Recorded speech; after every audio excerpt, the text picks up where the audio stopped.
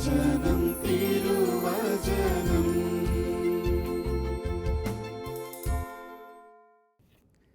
ഈശോ മിശിഹായിക്ക് സ്തുതിയായിരിക്കട്ടെ. നമുക്കൊരു നിമിഷം കരങ്ങൾ കൂപ്പി അനുഗ്രഹീതമായ തിരുവചനത്തിൻ്റെ ആഴം ആത്മാവിനാൽ ഹൃദയത്തിലും ജീവിതത്തിലും നിറയാൻ വേണ്ടി ഒന്ന് പ്രാർത്ഥിക്കാം. വിശുദ്ധ യോഹന്നാൻ്റെ സുവിശേഷം 3-ാം അധ്യായത്തിൻ്റെ 29-ാമത്തെ തിരുവചനത്തോട് ചേർന്നാണ് നമ്മൾ ഇന്നത്തെ ഈ വിചിന്തനത്തെ മുൻപോട്ട് കൊണ്ടുപോകുക. എൻ്റെ സന്തോഷം ഇപ്പോൾ പൂർണ്ണമായിരിക്കുന്നു.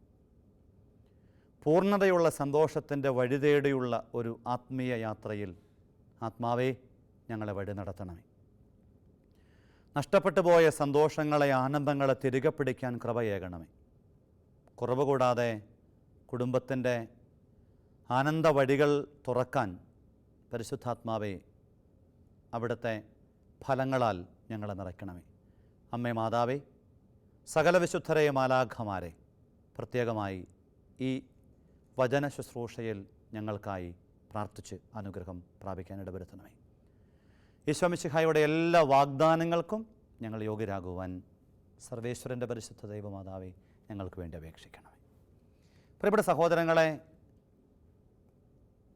സന്തോഷം തേടിയുള്ള ഒരു യാത്രയിലാണ് നമ്മൾ ഓരോരുത്തരും. ഒരുപക്ഷെ 2020 നമ്മളൊന്ന് മനസ്സിലേക്ക് കൊണ്ടുവന്നാൽ സന്തോഷത്തിൻ്റെ, ആഹ്ലാദത്തിൻ്റെ, ഓർമ്മയുടെ ചെപ്പിൽ സൂക്ഷിക്കാൻ കഴിയുന്ന നല്ല അനുഭവങ്ങളുടെ ശേഖരത്തിൽ കാര്യമായിട്ടൊന്നുമില്ല. സകല മനുഷ്യൻ്റെയും ജീവിതം മുഴുവനും ഒരു ലോക്ക്ഡൗൺ സംവിധാനത്തിൻ്റെ ഭാഗമായി ശരീരമൊക്കെ ഒരുപാട് പേരുടെ പുഷ്ടിച്ചിട്ടുണ്ടെന്നാണ് പൊതുവായ ഒരു കണ്ടെത്തൽ.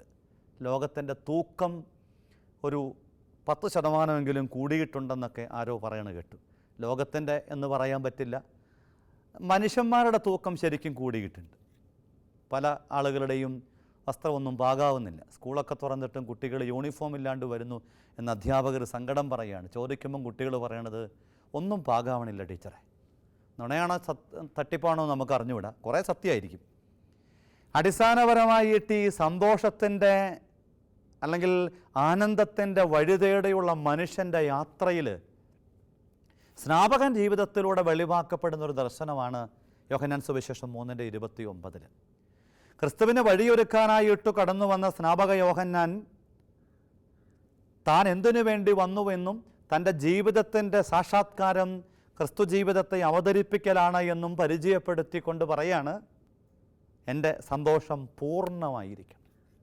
ഇപ്പോൾ എൻ്റെ സന്തോഷം പൂർണ്ണമായിരിക്കും എന്നുവെച്ചാൽ പൗലോസ്ലീഹ പറയുമ്പോൾ ഞാൻ എൻ്റെ ഓട്ടം പൂർത്തിയാക്കി, എൻ്റെ വിശ്വാസം കാത്തു, നീതിയുടെ ന്യായാധിപൻ നീതിയുടെ കിരീടം എന്നെ അണിയിക്കട്ടെ. അതിൻ്റെ അർത്ഥവും ലക്ഷ്യവും ആഴവും ഇത്ര മാത്രമേ ഉള്ളൂ. ഒരു വ്യക്തിയുടെ ജീവിതത്തിൽ ഏൽപ്പിക്കപ്പെട്ട ഉത്തരവാദിത്തങ്ങളെ കൃത്യതയോടുകൂടെ നിർവഹിച്ചിട്ട് ആത്മസംതൃപ്തിയോടുകൂടെ പറയാണ്, എൻ്റെ ജീവിതം ഇപ്പോൾ ഒരു പൂർണ്ണത, ഒരു തൃപ്തി, ഒരു ആത്മസുഖം അനുഭവിക്കുന്നുവെന്ന്. അപ്പോൾ നമ്മുടെ ചോദ്യം, ഈ ആത്മസുഖം അനുഭവിക്കാൻ കഴിയണമെങ്കിൽ ഒരു സ്നാപകൻ്റെ സ്ട്രാറ്റജി ഉപയോഗിച്ചാൽ എളുപ്പമുണ്ട്. സ്നാപകൻ്റെ സ്ട്രാറ്റജിയെ തിരുവചനം നമുക്ക് പരിചയപ്പെടുത്തി തരുന്നത് സ്നാപകൻ്റെ ജന്മം മുതൽ ക്രിസ്തുവിൻ്റെ ജീവിതത്തോട് ബന്ധപ്പെടുത്തിയ സ്നാപകൻ്റെ നിലപാടുകളും മുഴുവനും ഒടുവിൽ ക്രിസ്തുവിന് വേണ്ടി രക്തസാക്ഷിയായി മാറുന്ന, തലയറുക്കപ്പെടുന്ന ഒരു സ്നാപകൻ്റെ ജീവിതത്തെ സമ്യക്കായിട്ട് ആകെ നമ്മളൊന്ന് പരിശോധിച്ചാൽ നമ്മളൊരു സത്യം തിരിച്ചറിയും. സ്നാപകൻ്റെ ജീവിതത്തിന് ഈ ലോകത്തോട് സംവദിക്കാനായിട്ട് ചിലതൊക്കെയുണ്ട്. അതാണ് പൂർണ്ണ സന്തോഷത്തിൻ്റെ സാധ്യത തുറക്കുന്ന വഴി. ക്രിസ്തു കൃത്യമായിട്ടും ഇത് പഠിച്ചവനും പഠിപ്പിച്ചവനുമാണ്. വിശുദ്ധ യോഹന്നാൻ്റെ സുവിശേഷം 16-ാം അധ്യായത്തിൽ ശിഷ്യന്മാരുടെ തമ്പുരാൻ പറഞ്ഞു, നിങ്ങളുടെ ദുഃഖം സന്തോഷമായിട്ട് മാറും, ഞാൻ നിങ്ങൾ അനാഥരായിട്ട് വിടുകയല്ല. നിങ്ങളുടെ ജീവിതത്തിൻ്റെ ദുഃഖങ്ങളെ, സങ്കടങ്ങളെ, ഭയങ്ങളെ, ആകുലതകളെ, ആശങ്കകളെ കൈകാര്യം ചെയ്യാനായിട്ട് സ്വർഗത്തിൽ നിന്നും സഹായകനെ അയക്കുമെന്ന് വാഗ്ദാനം ചെയ്ത് സഹായകനെ അയച്ച് വേണ്ട എല്ലാ സാധ്യതകളും ഒരുക്കിയിട്ടാണ് ക്രിസ്തു പറയണത്, നിങ്ങളുടെ ദുഃഖം സന്തോഷമായിട്ട് മാറും. വെറും താൽക്കാലികമായ ദുഃഖമാണ് നിങ്ങൾ അനുഭവിക്കുന്നത് എങ്കിലും സന്തോഷമായി മാറ്റാനായിട്ട് കഴിയും. ഇന്നിപ്പം സുഖം എന്ന് പറയുന്നത് ഒരു മോട്ടോയാണ്, സുഖം തേടിയുള്ള ഒരു മോട്ടോ. നമ്മൾ പണ്ടൊക്കെ കവിതയായിട്ട് പാടി കേട്ടിട്ടില്ലേ, സുഖം സുഖം ക്ഷോണിയെ നാഗമാക്കാൻ വേദസ് നിർമ്മിച്ച വിശിഷ്ട വസ്തു അതങ്ങതങ്ങെന്ന് തിരഞ്ഞതല്ലോ ആയുസ് പോക്കുന്നു ഹതാശ്രതങ്ങൾ. സുഖം തേടിയുള്ള നമ്മുടെ യാത്രയിൽ ഇങ്ങനെ എവിടെ കിട്ടുമെന്നറിയാൻ വേണ്ടിയിട്ടുള്ള ഓട്ടപ്രദക്ഷിണത്തിനിടയിൽ ജീവിക്കാൻ മറന്നു പോകുന്ന ചില ആളുകളൊക്കെ ഉണ്ട്. ഗൾഫിലൊക്കെ പോയ ആളുകളെക്കുറിച്ച് ബോബി അച്ഛൻ്റെ കുറിപ്പിലൊക്കെ വായിച്ചത് മനസ്സിലിങ്ങനെ വല്ലാതെ തങ്ങി ഭാരമായി നിൽക്കുന്നുണ്ട്. 10-12 കൊല്ലം അവധിക്ക് പോലും നാട്ടിൽ വരാതെ കുടുംബത്തിന് വേണ്ടി വീട് പണിയാനും മക്കളുടെ പഠനത്തിനും വേണ്ടിയിട്ട് മകനുണ്ടായതിനെ വളരെ കുഞ്ഞിലെ ഒന്ന് കണ്ടതല്ലാതെ പിന്നീട് കണ്ടിട്ട് പോലുമില്ല. അത്ര കാലത്തോളം വിദേശത്ത് ആ മണലാരണ്യത്തിൽ പണിയെടുത്തിട്ട് മക്കളുടെ കൂടെ താമസിച്ച് ജീവിക്കാൻ വേണ്ടിയിട്ട് കൊതിയോടുകൂടെ വരുന്നൊരപ്പൻ്റെ കഥ വളരെ വല്ലാതെ ഭാരപ്പെടുത്തും. ജീവിക്കാൻ മറന്നുപോയ മനുഷ്യനാണ് അയാൾ. നാട്ടിൽ വന്നിട്ട് ഇങ്ങനെ എങ്ങനെയെങ്കിലും ഒരു ചെറിയ കച്ചവടമൊക്കെ തുടങ്ങി ജീവിക്കാമെന്ന് മനസ്സിൽ സ്വപ്നം കണ്ട് അത് ജീവിത പങ്കാളിയോട് പങ്കുവെച്ച് തിരിച്ചു വരുമ്പോഴത്തേക്കും മകന് 12 വയസ്സായെന്ന് ഓർമ്മിക്കണം. തിരിച്ചറിവുകളിലേക്കൊക്കെ എത്തിക്കഴിഞ്ഞു. അപ്പൻ ഇനി തിരിച്ചു പോകുന്നില്ല എന്ന് സത്യം അറിയുമ്പോൾ ഈ മകൻ പോലും അപ്പനോട് ചോദിക്കുക, ഇനി എങ്ങനെ ജീവിക്കാനാണ് ഉദ്ദേശിക്കണേ? വലിയ വേദനയോടുകൂടി ആ മനുഷ്യൻ എന്നേക്കുമായിട്ട് വീട് വിട്ടിറങ്ങണത് സാങ്കല്പികമോ സത്യമോ എന്നറിഞ്ഞുകൂടാ സത്യത്തിൻ്റെ ചൊവ്വയുള്ള ജീവിതത്തിൻ്റെ നേർക്കാഴ്ചയാണ്. അതുകൊണ്ട് പ്രിയപ്പെട്ട സഹോദരങ്ങളെ, നമ്മൾ തിരിച്ചറിയണം, ഈ സന്തോഷത്തിന് വേണ്ടിയുള്ള അന്വേഷണത്തിനിടയിൽ ജീവിക്കാൻ മറന്നു പോകുന്ന ഒരു വലിയ സമൂഹത്തെ ചൂണ്ടിക്കാണിച്ചുകൊണ്ട് സ്നാപക യോഹന്നാൻ പറയാണ്, ജീവിതത്തിൽ സന്തോഷം നിനക്ക് നിലനിൽക്കുന്ന വിധം സ്വന്തമാക്കാൻ സാധ്യമാകണമെങ്കിൽ എന്ത് ചെയ്യണം? ഇത് ശരിക്കും എവിടെയുള്ളതെന്ന് കണ്ടുപിടിക്കണം. ഒരു നിധി കണ്ടെത്തിയവൻ്റെ മനസ്സോട് കൂടിയിട്ട് എവിടെയാണ് ശരിക്കും സന്തോഷം ഇരിക്കണേ എന്ന് കണ്ടുപിടിക്കണം. അതിന് തിരുവചനങ്ങൾ പറയുന്ന ശ്രദ്ധേയമായ ഓർമ്മപ്പെടുത്തൽ മനസ്സിലൊന്ന് കുറിച്ചാൽ മതി. സങ്കീർത്തനം 4-ാം അധ്യായത്തിൻ്റെ 7-ാമത്തെ തിരുവചനം പറയും, വീഞ്ഞിൻ്റെയും ധാന്യത്തിൻ്റെയും സമൃദ്ധിയിൽ അവർക്കുണ്ടായതിലും അധികം ആനന്ദം അവിടുന്ന് എൻ്റെ ഹൃദയത്തിൽ നിക്ഷേപിച്ചു. ഹൃദയത്തിൽ നിക്ഷേപിച്ചു. അതായത് നിലനിൽക്കുന്ന ആനന്ദം തരാനായിട്ട് വീഞ്ഞിനോ ധാന്യത്തിനോ ഈ ലോകത്തിലെ ഒന്നിനോ സാധ്യമല്ല എന്ന തിരിച്ചറിവിലെത്തിയ സങ്കീർത്തകൻ്റെ വാക്കുകളാണ്. വീഞ്ഞിൻ്റെയും ധാന്യത്തിൻ്റെയും സമൃദ്ധിയിൽ അതൊക്കെ ഇങ്ങനെ നിറഞ്ഞു നിൽക്കുമ്പോഴും അവർക്ക് ലഭിച്ചതിലും അധികം ആനന്ദം എൻ്റെ ജീവിതത്തിൽ തമ്പുരാൻ എനിക്ക് പ്രദാനം ചെയ്തു എന്നാണ് പറയുന്നത്. വീണ്ടും സങ്കീർത്തകൻ 16:11 പറയും, അവിടുത്തെ സന്നിധിയിൽ ആനന്ദത്തിൻ്റെ പൂർണ്ണതയുണ്ട്.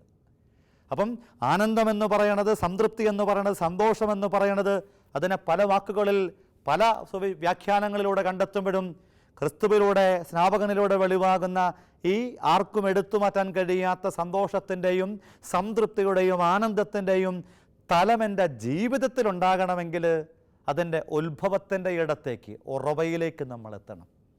ഉറവയിലേക്ക് നമ്മൾ എത്തണം. അവിടെയാണ് ശരിക്കും നമ്മുടെ ജീവിതം ഈ ആനന്ദം അനുഭവിക്കുക. അതുകൊണ്ടാണ് ജെറമിയ പ്രവചനം 2:11 വലിയ സങ്കടത്തോടുകൂടെ ദൈവം പറയുകയാണ്, എൻ്റെ ജനം 2 തിന്മകൾ പ്രവർത്തിച്ചു. ജീവജലത്തിൻ്റെ ഉറവയായ എന്നെ അവർ ഉപേക്ഷിച്ചു, ജലം നൽകാനാവാത്ത പൊട്ടക്കിണർ കുഴിച്ചു. എന്നുവെച്ചാൽ ഈ ഉറവയിലേക്ക് എത്താതെ പൊട്ടക്കിണറും കുഴിച്ച് കാത്തിരിക്കുന്ന ഒരു അപകട സംസ്കാരത്തെ ചൂണ്ടിക്കാണിച്ചുകൊണ്ട് സ്നാപകൻ പറയാണ്, ജീവിതത്തിൽ മാറ്റം വരുത്തണം, നിലപാടിൽ മാറ്റം വരുത്തണം. അതിന് സ്നാപകൻ്റെ വഴിയെ നമ്മൾ യാത്ര ചെയ്ത് കടന്നു പോകുമ്പം എപ്പോഴും മനസ്സിൽ കുറിക്കണം, ഈ യൗവനമാണ് പലപ്പോഴും ഈ സന്തോഷത്തിൻ്റെയും ആനന്ദത്തിൻ്റെയും തൂക്കം നോക്കുന്നൊരു പ്രായം. ചെറുപ്പക്കാരാണ് അധികവും ഈ വാക്കുകളൊക്കെ ഉപയോഗപ്പെടുത്തുന്നത്. പിന്നെ വാർദ്ധക്യത്തിലുള്ളവരും ഇല്ല എന്നല്ല, എങ്കിലും വളരെ വേഗത്തിൽ ഇമോഷൻസ് മാറുന്ന ഒരു പ്രായമായതുകൊണ്ട്, യൗവനം അങ്ങനെ ഹൈലി എക്സ്പ്ലോസീവ് ആയിട്ടുള്ളൊരു കാലമായതുകൊണ്ട് അവർക്ക് സംഭവിക്കേണ്ടത് മൂഡിൻ്റെ വേരിയേഷൻ വളരെ കൂടുതലാണ്. പല മാതാപിതാക്കളും അതിനെ കൈകാര്യം ചെയ്യാൻ പരാജയപ്പെടുന്നു. പല മാതാപിതാക്കൾ സങ്കടത്തോടെ പറയാം, അച്ഛാ അറിയത്തില്ല അച്ഛാ എങ്ങനെയാണ് മക്കളെ കൈകാര്യം ചെയ്യേണ്ടത് എന്ന്. അവരുടെ ജീവിതത്തിൽ അവരെടുക്കുന്ന നിലപാടുകളും കാർക്കശ്യങ്ങളും ശാഠ്യങ്ങളും അവരുടെ ജീവിതത്തിൽ ചില അവസ്ഥകളുമൊക്കെ വല്ലാതെ ഭാരപ്പെടുത്തുന്നു എന്ന് പറയുമ്പം അതിന് കൃത്യമായിട്ടും തിരുവചനം തന്നെ ചില കൃത്യതയാർന്ന ഓർമ്മപ്പെടുത്തൽ നടത്തുന്നുണ്ട്. ഒന്ന്, മാതാപിതാക്കളിലൂടെ കൈമാറ്റം ചെയ്യപ്പെടേണ്ടത് യഥാർത്ഥത്തിലുള്ള സന്തോഷത്തിൻ്റെ വഴി സത്യത്തോടും നീതിയോടും വിശ്വാസത്തോടും ആത്മീയതയോടും ചേർന്നതാണ് എന്ന് അടിവരയിട്ട് അവരിൽ നെഞ്ചിൽ കുറിക്കണം. അത് ജീവിതത്തിൽ മക്കൾക്ക് പകരണം.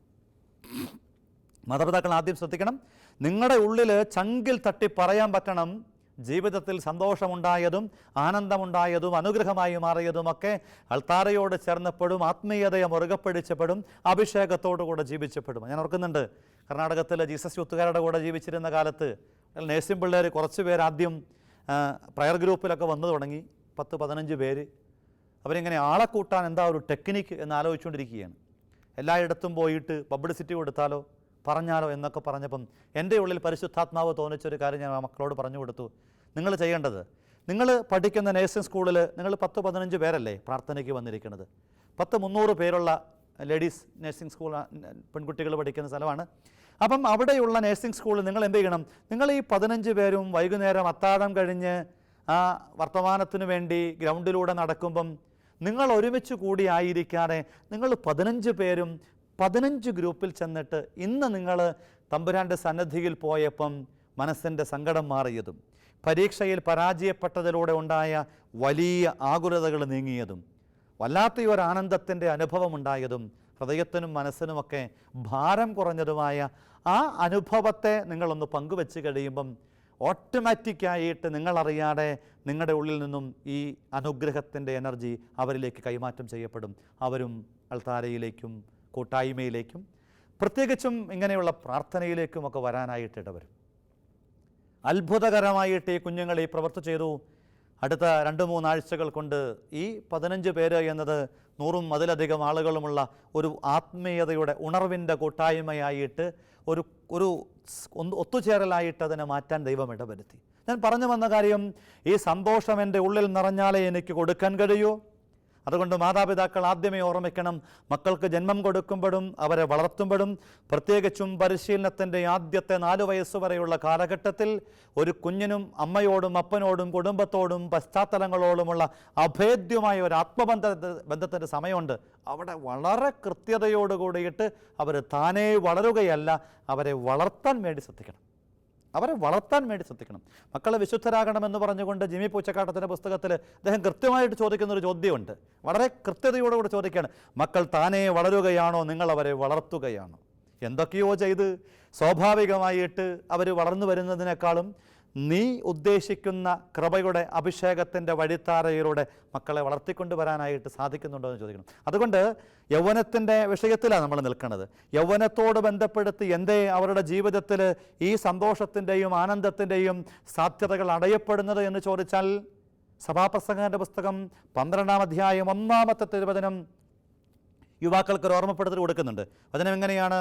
ഒന്നിലും സന്തോഷം തോന്നുന്നില്ല എന്ന് നീ പറയും ദുർദിനങ്ങൾ വർഷങ്ങൾ ആഗമിക്കും മുമ്പ് യൗവനത്തിൽ തന്നെ നീ കർത്താവിനെ തിരിച്ചറിയണം. അപ്പം യൗവനത്തിൽ കർത്താവിനെ തിരിച്ചറിയണമെങ്കിൽ അതിന് തൊട്ട് മുൻപത്തെ 11-ാമത്തെ അധ്യായത്തിൽ കൃത്യമായിട്ടും തിരുവചനം പറയുന്നുണ്ട്, അടിച്ചു പൊളിക്കാനും ആനന്ദിക്കാനും ജീവിതത്തെ ആർത്ത് തിമിർത്ത് ജീവിക്കാനുമുള്ള നിൻ്റെ ഓട്ടപ്രദക്ഷിണത്തിൽ നീ ഒരു കാര്യം തിരിച്ചറിയണം, കർത്താവ് നിന്നോട് കണക്ക് ചോദിക്കും. ഇത് നമ്മുടെ ഉള്ളിൽ പതിയണം. ഇത് മാതാപിതാക്കളുടെ ഉള്ളിൽ പതിഞ്ഞ് മക്കളിലേക്ക് കൈമാറ്റം ചെയ്യപ്പെടണം. ഇന്ന് പലപ്പോഴും പല ആളുകളും ഇത്തരത്തിലുള്ള ചിന്തകളിൽ പെടാതെ ജീവിതം ഇങ്ങനെ സ്വാഭാവികമായിട്ട് പല ആളുകളും ദൈവത്തെക്കുറിച്ചൊക്കെയുള്ള സങ്കല്പം പോലും അങ്ങനെ, ദൈവം കാരുണ്യവാൻ മാത്രമാണ്, കണക്ക് ചോദിക്കാത്തവൻ. ഒരിക്കലുമല്ല. തിരുവചനം തന്നെ ക്രിസ്തു ജീവിതത്തെക്കുറിച്ച് വളരെ കൃത്യതയോട് കൂടിയിട്ട് താലന്തിൻ്റെ ഉപമയിലും വിശ്വസ്തനായ ഭൃത്യൻ്റെ ഉപമയിലുമൊക്കെ വളരെ വ്യക്തതയോട് കൂടിയിട്ട് ചൂണ്ടിക്കാണിച്ച് പറയാനുണ്ട്, കണക്ക് ചോദിക്കും. ഒരു കാര്യം അറിയണം, കണക്ക് ചോദിക്കുന്നവൻ മാത്രമല്ല, അപരാധങ്ങളും പാപങ്ങളും മാത്രം കണക്കെഴുതി സൂക്ഷിക്കുന്ന ഒരു തമ്പുരാനല്ല, പാത്തിരുന്ന് പിടിക്കുന്നവനൊന്നുമല്ല. അത് നമ്മൾ തിരിച്ചറിയണം. അതുകൊണ്ട് ഈ സന്തോഷം, ആനന്ദം എന്നൊക്കെ പറയുന്ന ഈ അഭിഷേകത്തിൻ്റെ വഴി ജീവിതത്തിൽ സ്വന്തമാക്കണമെങ്കിൽ ഒരു കാര്യം തിരിച്ചറിയണം സഹോദരങ്ങളെ, ആത്മീയതയോട് ബന്ധമില്ലാത്ത ഒരു സന്തോഷത്തിനും ഒരാനന്ദത്തിനും അധിക കാലത്തിൻ്റെ ആയുസ്സില്ല. ഒരു മാറ്റവും അക്കാര്യത്തിലില്ല. ജീവിതത്തിൽ ഒന്നുമില്ലാത്ത അവസ്ഥയിൽ പോലും സന്തോഷത്തോട് കൂടിയിട്ട് സംതൃപ്തിയോട് കൂടിയിട്ട് ആനന്ദത്തോട് കൂടിയിട്ട് ജീവിക്കുന്ന ആത്മീയ പിതാക്കന്മാർ, അസിസിയിലെ വിശുദ്ധ ഫ്രാൻസിസിനെ പോലെ വിശുദ്ധാത്മാക്കളിൽ നല്ല ശതമാനം ആളുകളും ജീവിതത്തിൻ്റെ സഹനങ്ങളുടെ നെറുകയിലായിരിക്കുമ്പോഴും കടന്നു പോകുന്ന ജീവിതം, ശൈലി, നിലപാട് നമ്മളെ അത്ഭുതപ്പെടുത്തും. അതിൻ്റെ പുറകിലെ കാരണം ഈ ആത്മീയതയുടെ അടിത്തറമേൽ രൂപപ്പെട്ട ജീവിതമായതുകൊണ്ടാണ്. അതുകൊണ്ട് സന്തോഷമുണ്ടാകാനായിട്ടുള്ള വഴികളെക്കുറിച്ചുള്ളൊരു അന്വേഷണം നമ്മൾ നടത്തിയാൽ, ഒന്നാമത്തേത് ദൈവസാന്നിധ്യത്തിലായിരിക്കുക എന്ന് വെച്ചാൽ പള്ളിയിൽ പോയിരിക്കുക എന്നർത്ഥമില്ല. എന്നാൽ പിന്നെ വേറെ പണിയൊന്നും എടുക്കേണ്ട, പള്ളിയിൽ പോയി ഫുൾ ടൈം ഇരുന്നാൽ നിനക്ക് ആനന്ദത്തിലാകാൻ പറ്റും? ഒന്നുമില്ല, സാധ്യമല്ല. ദൈവസാന്നിധ്യത്തിലായിരിക്കുക എന്ന് വെച്ചാൽ ദൈവം എൻ്റെ ജീവിതത്തിൽ ഊണിലും ഉറക്കത്തിലും തൂണിലും തുരുമ്പിലും എൻ്റെ മുമ്പിലും പുറകിലും എൻ്റെ ചുറ്റും എൻ്റെ ഇടത്തും വലത്തും എൻ്റെ കൂടെയുണ്ട് എന്ന് സഹയാത്രികനാണ് എന്ന് എമ്മാവൂസിൻ്റെ അനുഭവത്തെ വളരെ വ്യക്തമായിട്ട് നമുക്ക് കാണാൻ പറ്റും. തമ്പുരാനെ തള്ളിപ്പറഞ്ഞിട്ട് എമ്മാവൂസിൻ്റെ വഴിയിലേക്ക് ഒരു ഇടർച്ചയുടെ അല്പം വ്യതിരക്തതയുടെ വഴിയിലൂടെ നടന്ന രണ്ട് ശിഷ്യന്മാരുടെ കൂടെ നടക്കുന്നൊരു തമ്പുരാൻ. തമ്പുരാൻ കൂടെയുണ്ട്. കൂടെയില്ലാത്തത് കൊണ്ടല്ല, കൂടെയുള്ളവനെ കാണാതെയും അറിയാതെയും അവഗണിച്ചു കടന്നു പോകുന്നത് കൊണ്ടാണ്. അപ്പം നമ്മുടെ ഉള്ളിൽ എപ്പോഴും നാം കൊണ്ടു നടക്കേണ്ട ഒരു മനോഹരമായ ഓർമ്മപ്പെടുത്തൽ, ദൈവ സാന്നിധ്യത്തെക്കുറിച്ചുള്ള അവബോധങ്ങൾ ഉള്ളിൽ സൂക്ഷിക്കണം. ദൈവം കൂടെയുണ്ട് എന്ന ബോധ്യത്തിൽ ജീവിക്കാൻ ശ്രദ്ധിക്കണം. രണ്ടാമത്തെ കാര്യം, ദൈവിക നിയമങ്ങൾ പാലിക്കുക. നാടിൻ്റെ നിയമങ്ങളൊക്കെ നമ്മൾ പാലിക്കുന്നത് ഗതികേടുണ്ട്. വിദേശ രാജ്യങ്ങളിലൊക്കെ നമ്മൾ പോകുമ്പോൾ കൃത്യമായിട്ട് കാണാം, ട്രാഫിക് നിയമങ്ങളൊക്കെ തെറ്റിച്ചാൽ അതികഠിനമായ ശിക്ഷയാണ്. പോയിൻ്റ് നഷ്ടപ്പെടും, അവർക്ക് ഫൈൻ ഉണ്ടാവും. ഇങ്ങനെ അതിശക്തമായ നിലപാടുകൾ സ്വീകരിക്കുന്നത് കൊണ്ട് അവിടെയുള്ള മനുഷ്യർ നിയമങ്ങൾ തെറ്റിക്കാതിരിക്കാനായിട്ട് നിഷ്ഠയോടുകൂടെ ശ്രദ്ധിക്കും. വേസ്റ്റ് മാനേജ്മെൻറ്റിൻ്റെ കാര്യത്തിലും അങ്ങനെയുള്ള എല്ലാ കാര്യത്തിലും അവർ നിഷ്ഠയുള്ള ഒരു നിലപാട് അത് കുഞ്ഞുനാൾ മുതൽ പഠിപ്പിക്കുന്നു. അവിടുത്തെ കുഞ്ഞുങ്ങളെയൊക്കെ നമ്മൾ കാണുമ്പോൾ കൗതുകം തോന്നുന്നൊരു കാര്യം, നമ്മുടെ നാട്ടിൽ നിന്നും വ്യത്യാസപ്പെട്ട് യൂറോപ്പിലൊക്കെ ജനിച്ചു വളരുന്ന കുഞ്ഞുങ്ങൾ കള്ളത്തരം പറയില്ല. വളരെ ഫ്രാങ്കായിട്ട് അവർ സത്യം പറയുള്ളൂ. നമ്മളെ അത്ഭുതപ്പെടുത്തും. ഞാൻ ഇന്ന തെറ്റ് ചെയ്തു, നമ്മുടെ ഇവിടുത്തെ മാതിരി അവനെ ക്രോസ് വിസ്താരം ചെയ്ത് കൊലയ്ക്ക് കൊടുക്കേണ്ട ഗതികേടൊന്നുമില്ല. ഞാൻ ഇന്ന കാര്യം തെറ്റ് ചെയ്തു എന്ന് അവർ സമ്മതിക്കും. അവർക്ക് ഒരു സൗഹൃദമുണ്ട്, ബന്ധമുണ്ട് എന്ന് നേരെ അങ്ങ് സമ്മതിക്കും. എൻ്റെ പ്രിയപ്പെട്ട സഹോദരങ്ങളെ, ഞാൻ പറഞ്ഞു വരുന്ന കാര്യം, ഈ ദൈവിക നിയമത്തോട് നമ്മൾ ഇതിനേക്കാളും ഒരു പടി കൂടിയ ഒരു ആത്മബന്ധം സൂക്ഷിക്കണം. അത് കൽപ്പനകളാകാം, ദൈവം വെളിപ്പെടുത്തിയ പ്രബോധനങ്ങളാകാം, വചനത്തിലൂടെ നൽകുന്ന ആത്മീയ ഓർമ്മപ്പെടുത്തലുകളാവാം. അവയൊന്നും 100% അതിൻ്റെ നിറവിൽ പാലിക്കാൻ പറ്റിയില്ലെങ്കിലും അവയോടുള്ള വിശ്വസ്തതാപൂർവകമായൊരു ജീവിതം. ചില ആളുകൾക്ക് ഈ ലോകത്തിൻ്റെ നിയമങ്ങൾ മാത്രമേ ഉള്ളൂ, ആത്മീയ നിയമങ്ങൾ അത് വെറും തട്ടിപ്പാണെന്നൊക്കെ പറഞ്ഞ്, എൻ്റെ പ്രിയപ്പെട്ട സഹോദരങ്ങളെ, ആത്മാവെന്ന് പറയുന്നത് തട്ടിപ്പല്ല. ശരീരത്തിൻ്റെ ജീവൻ പോലും നിലനിർത്താനായിട്ട് സഹായകമാകുന്ന ഘടകം ആത്മാവാണ്. ആത്മാവില്ലാത്ത ശരീരം മൃതമാണ്. ഒരു മാറ്റവും അക്കാര്യത്തിലില്ല. ആത്മാവ് ശരീരത്തിൽ നിന്ന് വേർപെട്ട് കഴിയുമ്പം നമ്മൾ ആ ശരീരത്തെ ശവം, ഡെഡ് ബോഡി എന്നൊക്കെ അല്ലേ വിളിക്കുക. എന്നുവെച്ചാൽ ആത്മാവില്ലെങ്കിൽ ശരീരത്തിന് ഒന്നും ചെയ്യാൻ സാധിക്കാത്തത് കൊണ്ട് ഈ ദൈവിക നിയമം അത് ആത്മാവിൻ്റെ പോഷണത്തിന് ആവശ്യമായതുകൊണ്ട് അവയിൽ വീഴ്ച വരാതെ സൂക്ഷിക്കണം. അതുകൊണ്ടാണ് സങ്കീർത്തനം 1-ാം അധ്യായത്തിൻ്റെ 1 മുതൽ ഒരു കർത്താവിൻ്റെ നിയമം പാലിക്കുന്നവൻ്റെ ജീവിതത്തിന് ആനന്ദമുണ്ട് എന്ന് വചനം ഓർമ്മപ്പെടുത്തും. 119-ാം സങ്കീർത്തനത്തിൻ്റെ 1 മുതൽ തിരുവചനത്തിൽ അപങ്കിലമായ മാർഗത്തിൽ ചരിക്കുന്നവനും കർത്താവിൻ്റെ നിയമം അനുസരിക്കുന്നവനും ഭാഗ്യവാൻ. കർത്താവിൻ്റെ നിയമത്തെ അനുസരിക്കുകയും ജീവിതത്തിൽ പാപത്തിൽ നിന്നും വ്യത്യാസപ്പെട്ട വഴിയിലൂടെ സഞ്ചരിക്കുകയും ചെയ്താൽ നമ്മുടെ ജീവിതം അനുഗ്രഹിക്കപ്പെട്ട ജീവിതമാണെന്ന് തിരുവചനം അടിവരയിട്ട് ഓർമ്മപ്പെടുത്തുകയാണ്. പ്രിയപ്പെട്ട സഹോദരങ്ങളെ, രണ്ടാമത്തെ കാര്യം അതാണ്, ദൈവിക നിയമങ്ങൾ പാലിക്കാൻ തീരുമാനമെടുക്കുമ്പം നീ പോലും അറിയാതെ ഉള്ളിൻ്റെ ഉള്ളിൽ ഒരാനന്ദത്തിൻ്റെ സംതൃപ്തിയുടെ അനുഭവങ്ങൾ അലയടിക്കാനായിട്ട് തുടങ്ങും. മൂന്നാമത്തെ കാര്യം, എൻ്റെ ഭാവി അനുഗ്രഹമാകുമെന്ന് വിശ്വസിച്ചത് ഏറ്റുപറയുക. നമ്മളൊക്കെ രക്ഷപ്പെടുവോ, ഇതെന്ന് തീരും, ഇത് തീരുമോ, 2020 തീരുമെന്ന് വിചാരിച്ചു, 21 1 മാസം കഴിയാറായി, ഇത് തീരുമല്ലേ, നമ്മളെ കൊണ്ടേ പോകുള്ളൂ. ഒരു നെഗറ്റീവ് എനർജിയുടെ സംസ്കാരമാണ് നമുക്ക് അധികം ഉള്ളത്. ഒരു നെഗറ്റീവ് എനർജിയുടെ സംസ്കാരം. ഒരു പ്രതീക്ഷയുടെ പോസിറ്റീവ് എനർജി കൊടുക്കാനായിട്ട് പറ്റുമോ? സങ്കടങ്ങളൊക്കെ മാറ്റിയിട്ട് അതിനപ്പുറവും ആനന്ദത്തിൻ്റെ വഴി തുറക്കാൻ കഴിയുന്ന ദൈവത്തെക്കുറിച്ചുള്ള ഒരു സങ്കല്പത്തിലേക്ക് ജീവിതത്തെ ഒന്ന് മാറ്റാൻ പറ്റുമോ? നമ്മുടെ ജീവിതം ആകപ്പാടെ മാറ്റിമറിയാനായിട്ട് ദൈവം ഇടവരുത്തും. അതുകൊണ്ടാണ് സങ്കീർത്തനം 30:11 പറയും, അവിടുന്ന് എൻ്റെ വിലാപത്തെ ആനന്ദ നൃത്തമാക്കി മാറ്റി. നമ്മുടെ സങ്കടങ്ങളെ തമ്പുരാനോട് ചേർത്ത് വെച്ച് കഴിയുമ്പം ആനന്ദ നൃത്തമാക്കി മാറ്റാൻ കഴിയുന്ന ഒരു ദൈവമുണ്ടെന്ന് ഓർക്കണം. വീണ്ടും സങ്കീർത്തകൻ പറയും, 38:7 പറയുന്നത്, 28:7 പറയാണ്, കർത്താവിൽ ശരണം വയ്ക്കുക, അതുകൊണ്ട് എനിക്ക് സഹായം ലഭിക്കും, എൻ്റെ ഹൃദയം ആനന്ദിക്കും. കർത്താവിൽ അങ്ങ് ശരണപ്പെട്ടാൽ എൻ്റെ ജീവിതത്തിൽ വേണ്ട സമയത്ത് വേണ്ടതുപോലെ ഇടപെടാൻ ദൈവത്തിന് കഴിയും. ദൈവം അത്ഭുതകരമായിട്ട് ഇടപെടും. മനുഷ്യൻ്റെ ബുദ്ധിയോ കണക്കുകൂട്ടലുകളോ ഒന്നുമല്ല. എന്നെ അത്ഭുതപ്പെടുത്തി ചില ജീവിതങ്ങളൊക്കെ, സ്വപ്നത്തിൽ പോലും കരുതാത്ത നിമിഷത്തിൽ അത്ഭുതകരമായിട്ട് ദൈവം ചില ആളുകളിലൂടെ സഹായങ്ങളും അനുഗ്രഹങ്ങളുമായി കടന്നു വരുന്നു. കഴിഞ്ഞ നാളൊരു സഹോദരി ക്യാൻസറൊക്കെ ബാധിച്ച് വളരെ അപകടകരമായ ജീവിത അവസ്ഥയിൽ കടന്നുപോയി. വീട്ടിലുണ്ടായിരുന്നു മുഴുവനും വിറ്റുപെറുക്കി. സഹോദരി നല്ലൊരു തയ്യൽക്കാരിയായിരുന്നു. അവസാനം ഒരു ഗതിയില്ലാണ്ട് തയ്യൽ മെഷീൻ വരെയും വിറ്റു. കാരണം മറ്റു മാർഗമില്ലാതെ അങ്ങനെ ചികിത്സിച്ച് അത്ഭുതകരമായിട്ട് ഈ സഹോദരി സൗഖ്യപ്പെട്ടു. പിന്നീട് ഈ സഹോദരി വേറൊരാളോട് പറയാണ്, ഒരു തയ്യൽ മെഷീൻ ഉണ്ടായിരുന്നെങ്കിൽ പട്ടിണി കിടക്കാതെ ജീവിക്കായിരുന്നു. ഒരു തയ്യൽ മെഷീൻ കിട്ടിയിരുന്നെങ്കിൽ പട്ടിണി കിടക്കാതെ ജീവിക്കാം. നന്നായിട്ട് തയ്ക്കാനറിയാം. എൻ്റെ പ്രിയപ്പെട്ട സഹോദരങ്ങളെ, ഇങ്ങനെയൊരു സങ്കടം പറഞ്ഞു, ആ വിഷയം എന്നോട് പറഞ്ഞു. വളരെ അത്ഭുതകരമായി ഞാൻ ഓർക്കുകയാണ്, ഈ ഒരു വിഷയം കേട്ട് അധികം വൈകാതെ തന്നെ ഒരു സഹോദരൻ ആരെയെങ്കിലും സഹായിച്ചോ എന്ന് പറഞ്ഞ് ആ തയ്യൽ മെഷീൻ വാങ്ങാൻ ആവശ്യമുള്ള അത്രയും പണം തരികയാണ്. ഇതാണ് തമ്പുരാൻ്റെ അത്ഭുതകരമായ ഇടപെടൽ എന്ന് പറയുന്നത്. നമ്മളൊക്കെ ചിന്തിക്കുന്നതിനപ്പുറം ഒരു വ്യക്തി, അവരേത് ജാതി, ഏത് മതം, ഏത് വിശ്വാസം എന്നൊന്നും എനിക്കറിയില്ല, ഞാൻ കണ്ടിട്ട് പോലുമില്ല. എനിക്ക് പരിചയമുള്ള മൂന്നാമതൊരാൾ എന്നെ പരിചയപ്പെടുത്തിയ ഒരു വ്യക്തി ഈ ഒരു സങ്കടം പറഞ്ഞു. വളരെ വേഗത്തിൽ ദൈവം അതിനകത്ത് ഇടപെടാനായിട്ട് തീരുമാനമെടുക്കുന്നു. കാരണം അവരടിസ്ഥാനപരമായിട്ട് നന്മയുള്ള മനുഷ്യരാണ്. അതുകൊണ്ട് ദൈവം ജീവിതത്തിൻ്റെ സഹനാനുഭവങ്ങളെപ്പോലും വിശ്വാസികളുടെ ജീവിതത്തിന് അനുഗ്രഹമാക്കുമെന്നുള്ള ഓർമ്മപ്പെടുത്തൽ ഹൃദയത്തിൽ കുറിക്കാം. നാലാമത്തെ കാര്യം, ദൈവം തരുന്ന സമ്മാനമാണ് സന്തോഷമെന്ന് തിരിച്ചറിയണം. നമ്മുടെ മിടുക്കൊണ്ട് കിട്ടണതല്ല. പല ആളുകളും എൻ്റെ കഴിവ് കൊണ്ടും എൻ്റെ സമ്പത്ത് കൊണ്ടും എൻ്റെ സൗന്ദര്യം കൊണ്ടും എൻ്റെ കണക്കുകൂട്ടൽ കൊണ്ടും പലതും സാധ്യമാകും, അക്കൂട്ടത്തിൽ സന്തോഷവും കിട്ടും എന്ന് ചിന്തിക്കുന്നുണ്ട്.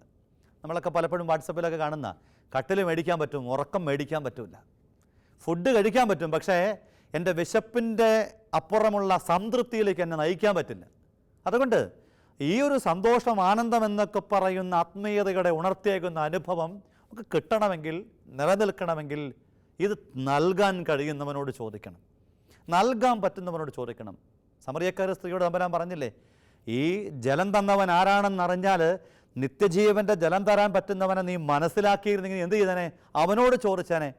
നിന്നോട് ചോദിക്കേണ്ട ഗതികേട് വരില്ല, പിന്നെ ഒരിക്കലും വെള്ളം കോരാൻ വരേണ്ടി വരില്ല.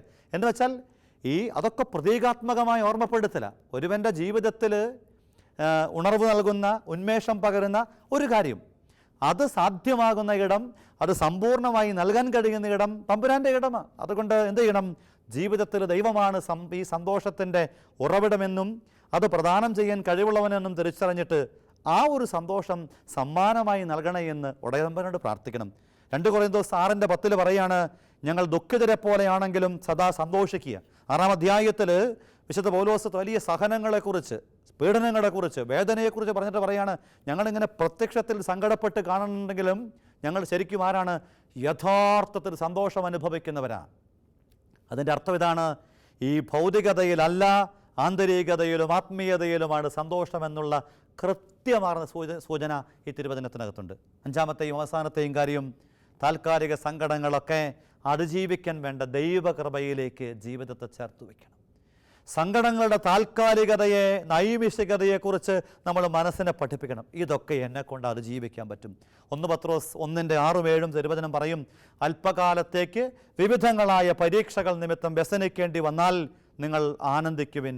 അഗ്നിശോധന ചെയ്ത സ്വർണം വിലയേറിയതായി പരീക്ഷ കഴിയുമ്പം കാണപ്പെടും പോലെ നിങ്ങളും കാണപ്പെടും. സുഖം തേടി നടക്കുന്നവർ ജീവിതത്തിൽ ഓർത്തോണം, താൽക്കാലികമായ സന്തോഷങ്ങളെ ഉപേക്ഷിക്കാനല്ല. അൽഫോൻസാമയൊക്കെ പ്രാർത്ഥിച്ചത് ശ്രേഷ്ഠഭാവത്തിലാണ്. സങ്കടങ്ങൾക്കിടയിൽ, വേദനകൾക്കിടയിൽ അകലം കൂടിയപ്പം ദൈവമേ നീ എന്നെ വിട്ടുപോയോ എന്ന് ചോദിക്കാൻ മാത്രം വളർന്ന വിശുദ്ധ അൽഫോൻസാമ. അത്രയൊന്നും നമ്മൾ വളർന്നില്ലെങ്കിലും ജീവിതത്തിൽ ഈ സങ്കടാനുഭവങ്ങൾ, സഹനാനുഭവങ്ങളെ ആരോഗ്യകരമായിട്ടൊന്ന് കൈകാര്യം ചെയ്യാനെങ്കിലും നമുക്ക് സാധ്യമാകട്ടെ.